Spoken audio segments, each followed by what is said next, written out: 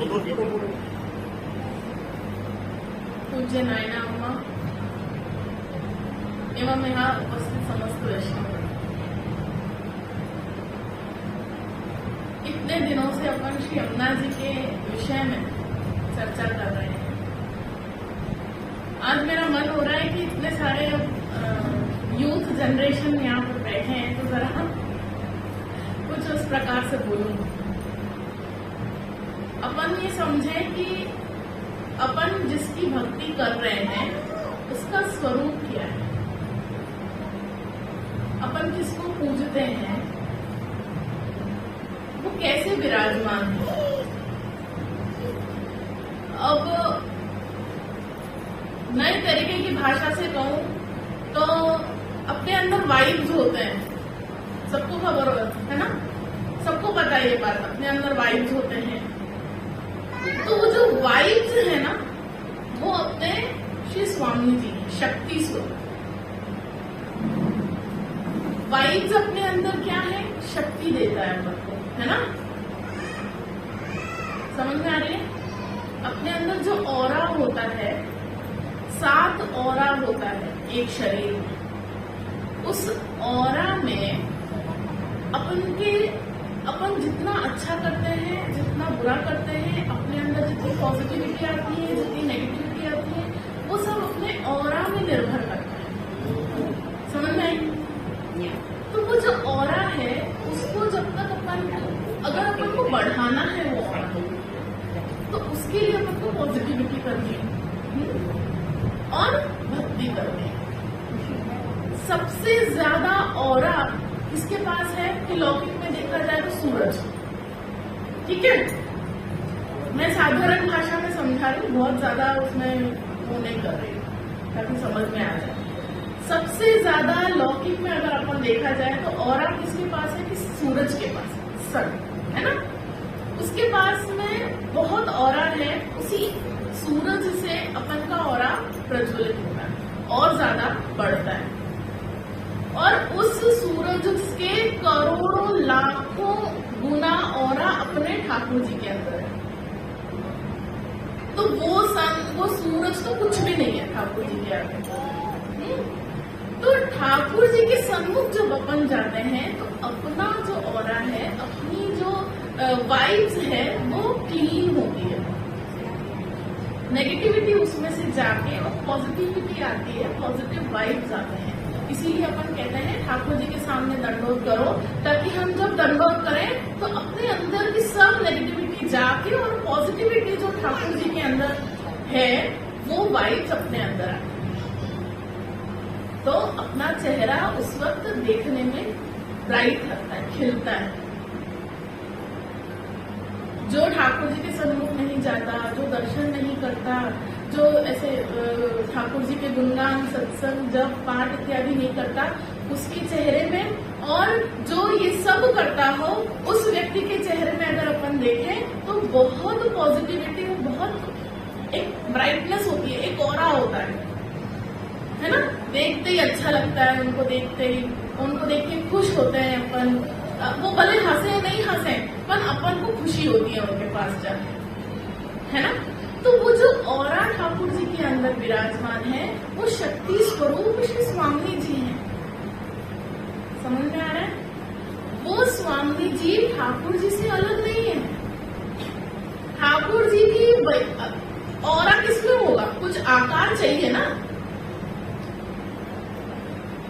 Aura किसमें होगा, ज्योति में तो ऑरा होगा नहीं, ज्योति तो खुद ही एक वो है, ज्योति में ऑरा नहीं होता है। पर अपन को एक आकार चाहिए जिसमें वो ऑरा विराजमान हो।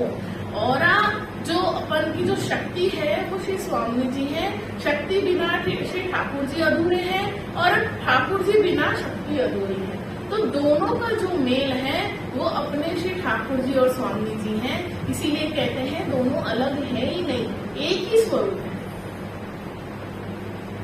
लेकिन सिर्फ अपन शक्ति की भक्ति करते रहेंगे तो वो शक्ति प्राप्त होने वाली नहीं है। क्यों? क्योंकि आकार के संग में तो अपन उसको भक्ति भज ही नहीं रहे।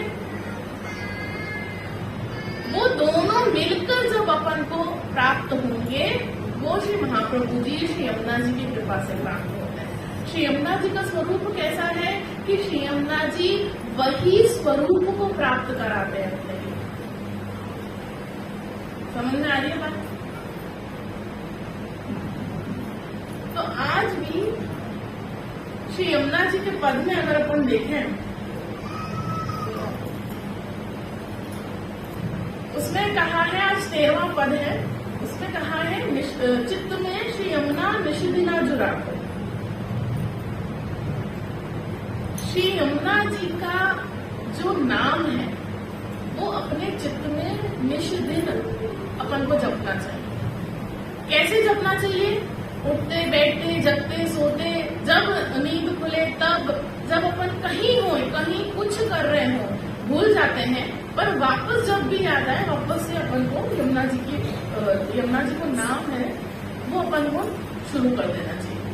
श्री यमुने यमुने यमुने यमुने अहर्निश जब अपन ये कहेंगे, यमुना जी का नाम जब अपन लेंगे, तब यमुना जी अपन को कृपा करते हैं।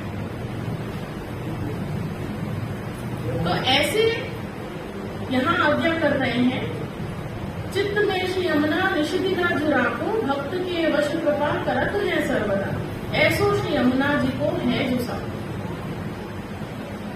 भक्त कौन है?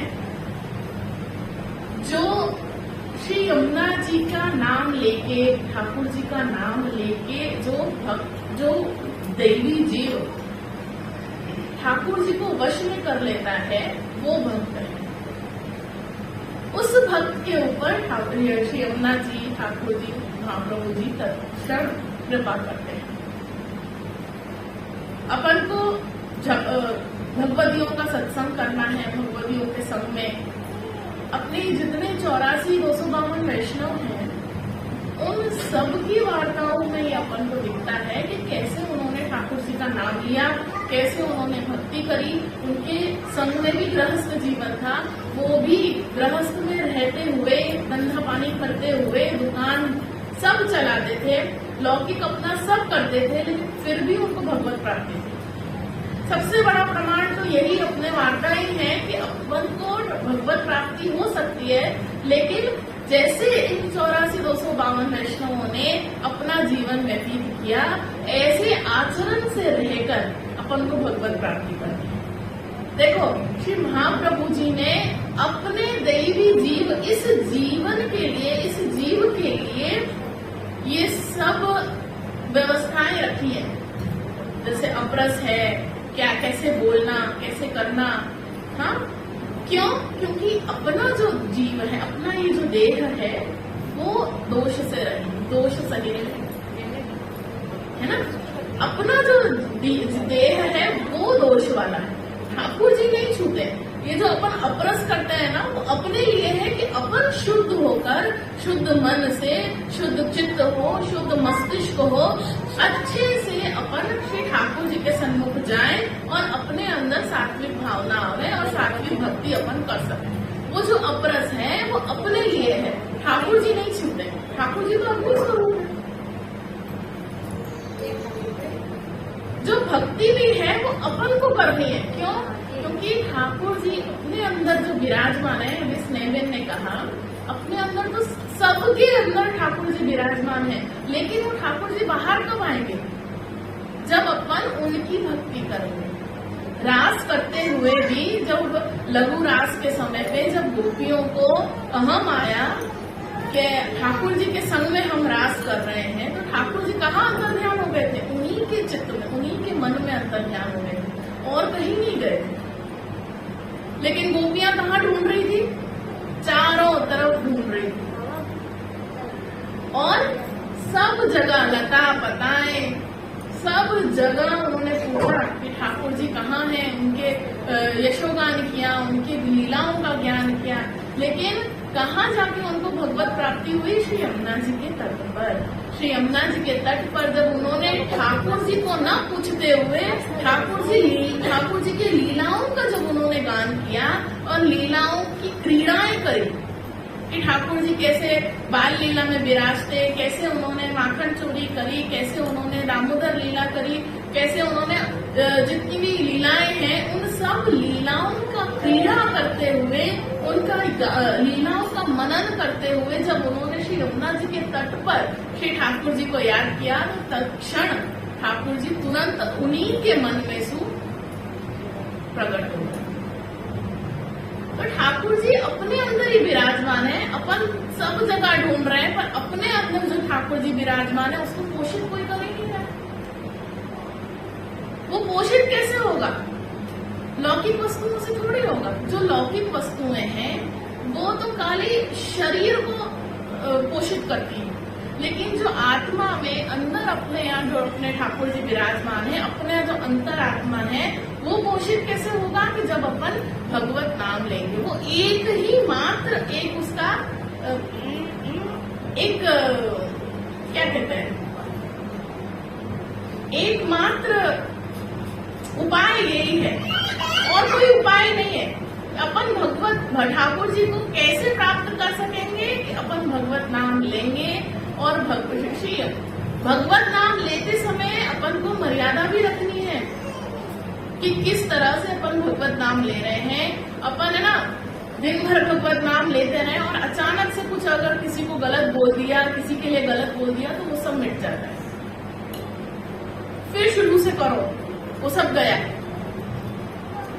तो ऐसे श्री ठाकुर जी में जब अपन भगवत नाम लेते हैं तो वो भगवत नाम ठाकुर जी अपने अंदर विराजमान, वो रस को अपने अंदर विराजमान करते हैं और वही रस जब अपन ठाकुर जी के सन्मुख जाते हैं तो वो दुगना कर कर अपन को वापस देते हैं। तो इसीलिए अपन को दर्शन करके आनंद आता है। जब अपन को आनंद आए तो मतलब भगवत कृपा है, अपने ऊपर ठाकुर जी की कृपा है, ऐसे समझ लो। तो श्री महाप्रभु जी, श्री यमुना जी, इन सबसे ठाकुर जी से यही विनती है कि अपन का दृढ़ आश्रय श्री महाप्रभु जी में और यमुना जी में लगा रहे। श्री यमुना जी कोई साधारण नहीं है, श्री यमुना जी में सब कुछ है। सिर्फ एकमात्र श्री यमुना जी का नाम ले ले तो उसमें पूरा जीवन का सार है। एक वार्ता भी है इसमें, एक अचानक क्या वार्ता याद आई। एक डोकरी थी, मतलब एक डोकरी किशोरी बाई करके थे, तो वो बाल विधवा हो गए थे। वो अपने बहन के संग में रहते थे। तो बहुत दिन हो गए, अचानक से वो बीमार पड़ गई। तो ऐसी बीमार पड़ी कि वो ना हाथ पांव चले ना कुछ चले, वो बिस्तर में ही रहे। उसका सब काम उसकी बहन करती थी। रोज आए उसके घर में, उसका रसोई पानी सब करके, उसका सब काम से निवृत्त करके वो खुद उसको खिला पिला के फिर वो अपने घर जाए। बहुत दिनों से ऐसे ही चलता रहा। वो उसको खाली 1.5 श्लोक याद था यमुनाष्टक का। वो डोकरी को, किशोरी बाई को सिर्फ 1.5 श्लोक ही याद था यमुनाष्टक का। वो बचपन से उसके पिता ने उसको सिखाया था यमुनाष्टक, लेकिन उसमें से उसको 1.5 श्लोक याद रहा। उस श्लोक को दिन भर वो रटती रहती थी, लेटे लेटे उसको, और कोई काम नहीं, सिर्फ यमुनाष्टक का वो 1.5 श्लोक रटती थी। और एक दिन ऐसा हुआ जब उसकी बहन किसी कारणवश नहीं आ पाई उसकी सेवा। तो जैसे ही उसको मन में वो 1.5 श्लोक लेती रही और समय देखती रही कि अरे अभी तक तो आई नहीं, आ जाना चाहिए था मेरी बहन को। तो तुरंत श्री यमुना जी पधारे। श्री यमुना जी उसके सेवा में पधारे। उसको जो जैसे जैसे उसकी बहन सेवा करती थी वैसे वैसे श्री यमुना जी ने उसकी सेवा करी। रसोई पानी करना, उसको खिलाना, उसको सब उसका निवृत्त करना इत्यादि सब सेवा करके उसको खिला पिला के फिर यमुना जी पधारे। फिर 3-4 दिन बाद उसकी बहन आई। उसने बोला कि अरे मैं तो आ नहीं पाई आपकी सेवा में, मैं कहीं फंस गई थी, अब मैं निवृत्त हुई हूँ तो आपकी सेवा में आई मैं। तो कह अरे रोज तो तुम कर रही हो आके मेरी सेवा, तुम नहीं आई तो कौन आया? तो कह मैं तो नहीं आई थी, मैं तो अभी आई हूँ 3 दिन बाद। तो श्री गोसाई जी के पास ये बात की। तो श्री गोसाई जी ने जब ये देखा कि श्री यमुना जी साक्षात पधार कर उस डोकरी की सेवा कर रहे थे, तब श्री गोसाई जी ने कहा धन्य है ऐसी वैष्णव जो 1.5 श्लोक मात्र से यमुना जी को अपने वश में कर लेंगे। तो अपन को इस वार्ता से ये सीखना है कि भले कम लो लेकिन सतत लो। भगवत नाम भले जितना भी अपन को आता हो लेकिन अपन को सतत लेना है और दृढ़ रखना है, दृढ़ता पूर्वक लेना है, यमुना जी के आश्रित होकर लेना है। तो ऐसे अगर अपन भगवत नाम लेंगे तो श्री यमुना जी भी साक्षात अपन को पधार कर अपने वश में हो जाएंगे, अपन को दर्शन देंगे। ऐसी वो डोकरी को जब खबर पड़ी कि यमुना जी पधारे तो कृतार्थ हो गई वो, और तुरंत वो डोकरी ठीक हो।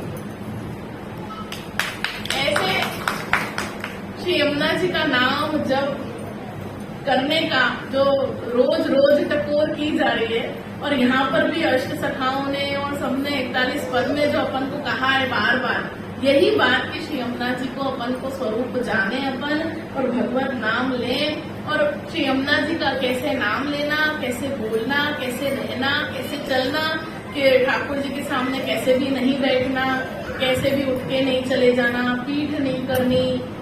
अपन दर्शन खुलते हो तो बात करते रहते हैं, वो बात नहीं। जो अपन बात करेंगे तो वही तथास्तु कह देंगे ठाकुर जी, तो क्या करोगे? वही लौकिक चर्चा वापस सुबह उठोगे, फिर वही दिनचर्या हो जाएगी आपकी। अगर अपन ठाकुर जी के दर्शन करते समय, सेवा करते समय जब उनके सन्मुख हुए तो अपन के मन में ठाकुर जी के ही निज वैष्णव की वार्ता चलती रहे, पाठ चलता रहे, कुछ ऐसे जो ठाकुर जी के संग में अपन रहे तो ठाकुर जी अलौकिक ही चलता रहे मन में। तो जब अपन ठाकुर जी खुश होंगे, अपन को तथास्तु करेंगे, तो वही वापस से अपन की दिनचर्या बनेगी। इसीलिए ठाकुर जी के सन्मुख हमेशा अलौकिक ही सोचने का, लौकिक नहीं सोचने का। मैं तो ये समझती हूँ कि अगर ठाकुर जी के सन्मुख अगर कैसे रहना करना और सेवा में कैसे जाना, अगर बच्चों को यही डिसिप्लिन सिखा दिया जाए तो दुनिया में कोई भी डिसिप्लिन की जरूरत नहीं है बच्चे को। सबसे बड़ा डिसिप्लिन ये है कि तुम ठाकुर जी के सन्मुख कैसे रह रहे हो। वो लौकिक में अपने आप बच्चा सुधर जाएगा, बड़ों के संग में कैसे रहना, बड़ों से कैसे बोलना और बच्चों से कैसे बोलना इत्यादि जितने भी डिसिप्लिन और रूल्स हैं जीवन के, वो अपन को सिखाने की जरूरत नहीं है। अगर अपन सेवा सिखाएं, सेवा में प्रभु सन्मुख कैसे रहना वो सिखाएं, प्रभु सन्मुख कैसे बोलना, कैसे चलना, कैसे बैठना, कैसे वस्त्र पहनने इत्यादि, कैसे सुसज्जित होके अपन प्रेजेंट कैसे होए किसी के सामने, अगर ये सब वस्तुएं अपन बच्चों को सिखा दें तो दुनिया का कोई भी ऐसा प्रिंसिपल और डिसिप्लिन नहीं है जो उस बच्चे को डाउन कर सके। सीधी सी बात है। ये तो ठाकुर जी महाप्रभु जी ने 500 साल पहले अपन को सिखाया और बताया, समझाया कि अपन को कैसे आचरण। अपन क्या बड़े बड़े शब्द यूज कर रहे हैं, आजकल के बच्चे लोग कहते हैं क्या होता है ये आचरण, क्या होता है ये अप्रस। ये आजकल के हिसाब से अगर आप देखा जाए तो ये अप्रस यानी डिसिप्लिन रहना, आचरण माने रूल्स, जो प्रिंसिपल्स हैं, जो रूल्स हैं अपने जीवन के, वो रूल्स एक महाप्रभु जी ने लिख के रखे हैं, वो प्रिंसिपल्स लिख के रखे हैं कि पुष्टि मार्ग में कैसे अपन को अपना जीवन व्यतीत करना। और जो अप्रस अपन कहते हैं ये मत छुओ, वो मत छुओ, ये इसीलिए कहते हैं कि उस वस्तु में जो नेगेटिविटी है ना वो अपन को स्पर्श करते अपने अंदर आ जाती है। समझ रहे? इसीलिए मना करते हैं उसको मत छुओ, क्योंकि अपन अभी नहा के शुद्ध होके पॉजिटिविटी लेकर अपने अंदर आए हैं। अगर अपन दूसरी वस्तु को छू लेंगे तो वो उस वस्तु कितनी देर से वहां पड़ा हुआ है, कितनी सारी चीजें सुन रहा है, उसके अंदर कितनी नेगेटिविटी वाइब्रेशंस गए होंगे उसमें, अगर उसको सुन लेंगे तो वही वाइब्रेशंस, वही ऑरा अपने अंदर आ जाएगा और अपना जो ऑरा अपन क्लीन कर आए थे वो वापस से खराब हो जाएगा। इसीलिए ये अप्रस और ये नहीं छुओ, वो मत छुओ, यहाँ मत करो, वहाँ मत करो, इसीलिए ये सब रूल्स हैं, प्रिंसिपल्स हैं। ये सब बहुत सरल भाषाओं में मैंने, आजकल के बच्चे यही बैठे हैं सब, उनको मैंने इसीलिए बताया है कि कोई बहुत बड़ी बात नहीं है। अपन को संपर्क में आना है, बिना सीखे बिना समझे इन सब बातों से अपन बच्चों को दूर कर देते हैं। और आजकल के जमाने में कोई आगे आना नहीं चाहता, कोई इंटरेस्ट ही नहीं दिखाता। तो आप सबसे यही मैं विनती करूंगी वैष्णवों से कि अपने अपने बच्चों को भेजिए और हमसे संपर्क कराइए। हम आजकल के जमाने में, आजकल की भाषा में, इंग्लिश में ही हम उनको समझा देंगे। बहुत बड़े बड़े वस्तु, बहुत बड़ी बड़ी भाषाएं संस्कृत की और उसकी वो सिखाएंगे, और उसका मतलब क्या है वो भी हम सरल भाषा में बता देंगे। पर संपर्क में तो आवे, थोड़ा भेजिए अपने अपने बच्चों को। और श्री महाप्रभु जी, श्री यमुना जी, सबसे श्री गोसाई जी, ठाकुर जी, सबसे यही विनती है कि अपने अंदर दृढ़ता आवे, आश्रय नक्की हो, आश्रय एक दृढ़ हो, और अपना जीवन ऐसे ही आपकी कृपा से व्यतीत होता रहे। सेवा करते रहें, भगवत नाम लेते रहें। ऐसे कर करके मैं अपने इस अल्प वक्तव्य में